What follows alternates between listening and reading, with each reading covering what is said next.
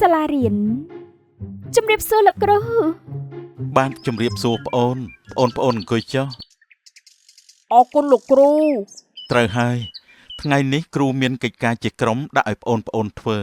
នៅពេលប្អូនធ្វើរួចហើយត្រូវបកលជូនគ្រូវិញតាមពេលកំណត់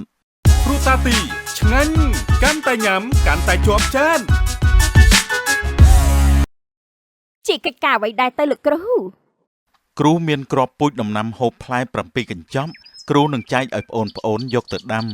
ពេលប្រមូលផលហើយប្អូនត្រូវយកមកឲ្យគ្រូដាក់ពិន្ទុហើយគ្រូសម្រេចឲ្យព្រីងធ្វើជាប្រធានក្រុមជួយប្រមូលផលដំណាំមកជូនគ្រូយ៉ាងម៉េចដែរប្អូនយល់ទេលោកគ្រូខ្ញុំយល់ហើយប្រសើរណាស់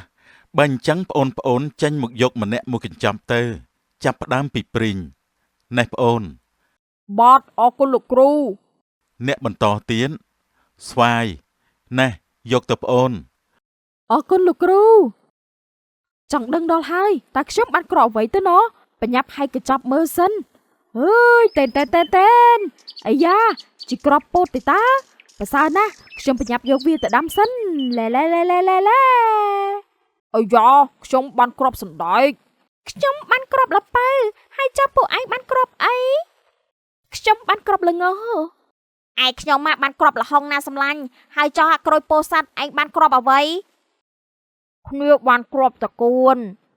ល្អហើយសុទ្ធតែក្របពុយខុសគ្នាទាំងអស់បើអញ្ចឹងយើងប្រញាប់យកវាទៅដាំទៅហើយកុំភ្លេចមើលថែទាំស្រោចទឹកដាក់ជីដើម្បីឲ្យដំណាំរបស់យើងបានផលល្អត្រឹមត្រូវឲ្យគូលែននៅផ្ទះគ្នាមានជីធម្មជាតិច្រើនណាស់បើពួកឯងត្រូវការទៅយកមកប្រើចោះប៉ាសានណាអត់មើលបន្តិចសិនជីក្របស្អីទៅណអើយស្មានថាក្របស្អីក្របតឡាចសោះហើយខ្ជិលដាំណាអ្នកផ្សេងគេដាំគ្រប់គ្នាទៅហើយខ្ញុំមិនបាច់ដាំក៏បានការងារជាក្រុមចាំទៅយកបន្ទុកស្រាប់មិនល្អទេអីហើយអ្នកណាឆ្លាតដល់ខ្ញុំនោះ3 ខែកន្លងផុតទៅដំណាំហូបផ្លែរបស់ពួកគេក៏បានដល់ពេលប្រមូលផលពួកគេក៏រត់រះប្រមូលផលដំណាំហើយជញ្ជូនមកដាក់នៅផ្ទះរបស់ព្រីងអីព្រីងឯងមិនណែក្របល្ងរបស់គ្នាល្អដល់ហើយគ្នាតបតែប្រមូលផលព្រឹកមិញនេះឯង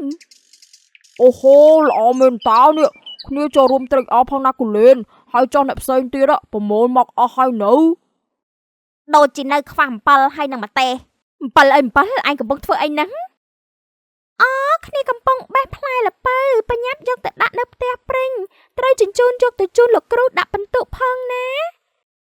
ប៉ិតមែនហើយបើអញ្ចឹងឯងបេះឲ្យច្រើនទៅអំបិលឲ្យខ្ញុំសុំពី3ផ្លែផងណាសម្លាញ់អញ្ចឹងអូខេបើអញ្ចឹងឯងចាំ1ផ្លែទៅគ្នាបេះថែមសិនអរគុណហើយសម្លាញ់តែប៉ុណ្ណេះរួចខ្លួនហើយខ្ញុំលុះប្រមូលដំណាំមកគ្រប់គ្នាហើយពួកគេក៏ជញ្ជូនយកទៅសាលារៀនសួស្តីប្អូននេះប្អូនប្រមូលផលដំណាំមកគ្រប់គ្នាអស់ហើយមែនទេបាទលោកគ្រូគ្រប់ហើយលោកគ្រូអញ្ចឹងប្អូនជួយយកដំណាំដែលប្អូនទៅប្រមូលផលបានយកមកដាក់លើតុគ្រូម្នាក់ម្ដងមកចាប់ផ្ដើមពីព្រីងនេះលោកគ្រូក្របសណ្ដែករបស់ខ្ញុំអាយ៉ាប្រសើរណាស់ប្អូនទៅកន្លែងវិញចុះបាទលោកគ្រូអ្នកបន្តទៀតពួកគេក៏យកដំណាំទៅដាក់លើតុគ្រូម្នាក់ម្ដងរហូតដល់វេនម្ទេសលោកគ្រូនេះផ្លែល្ពៅរបស់ខ្ញុំណាលោកគ្រូឈប់សិនម្ទេសផ្លែល្ពៅនេះជារបស់ប្អូនមែនប៉ាត់មែនហើយលោកគ្រូជាផ្លែល្ពៅរបស់ខ្ញុំដាំដុះដោយផ្ទាល់ដៃមិនអីទេប្អូនចូលកន្លែងវិញចុះបន្ទាប់មកលោកគ្រូកសិកម្មក៏បានចែករង្វាន់លើកទឹកចិត្តដល់ព្រីងស្វាយត្របៃអំពិលគូលែននិងក្រូចពោធិ៍សាត់លើកលែងតែម្ទេសម្នាក់គត់ដែលមិនទទួលបានរង្វាន់ខ្ញុំសប្បាយចិត្តខ្លាំងណាស់អរគុណលោកគ្រូគេបានរង្វាន់គ្រប់គ្នាហេតុអីក៏ខ្ញុំមិនបានមកពីឯងមិនបានយកគ្រាប់ពូជដែលគ្រូឲ្យនោះទៅដាំហើយនៅហ៊ានមកនិយាយកុហកគ្រូទៀតមិនក៏ទៅជាអញ្ចឹងលោកគ្រូដឹងរឿងនេះយ៉ាងម៉េចបានណែម្ទេសមុនពេលដែលគ្រូចែកគ្រាប់ពូជដំណាំឲ្យទៅប្អូនគ្រូបានសរសេរកត់ត្រាឈ្មោះរួចទៅហើយថាអ្នកណាបានគ្រាប់អ្វី គ្រាប់ដែលគ្រូចែកឲ្យឯងគឺគ្រាប់ត្រឡាចតែឯងបែរជាយកផ្លែល្ពៅមកឲ្យគ្រូទៅវិញវាមិនដែលមានទេប្អូនដាំគ្រាប់ត្រឡាចចេញផ្លែល្ពៅនោះ មកទេអើយមកទេដាំគ្រាប់ត្រឡាចចេញផ្លែល្ពៅ លោកគ្រូ